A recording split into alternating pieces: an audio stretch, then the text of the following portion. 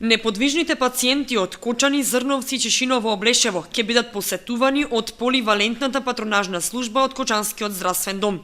Станува збор за проширување на проектот Домашна визита со вклучување на постари лица над 50 години кои се со посебни потреби, вродени аномалии или неподвижни, како и лица со ментална и физичка попреченост и од различни причини не можат да отидат на прегледи во здравствениот дом. Патронажната служба од Кочанскиот здравствен дом, составена од 7 сестри, ќе ги посети во домашни услови и ќе им пружи дел од неопходната здравствена нега, рече доктор Иван Спанчевски, директор на здравствениот дом од Кочани, и додаде дека посебно внимание ќе им се посвети на лицата кои не се во можност сами да се грижат за себе, лицата со инвалидност, лицата кои се во потешка здравствена состојба, болните, изнемоштените, како и граѓаните во социјален ризик.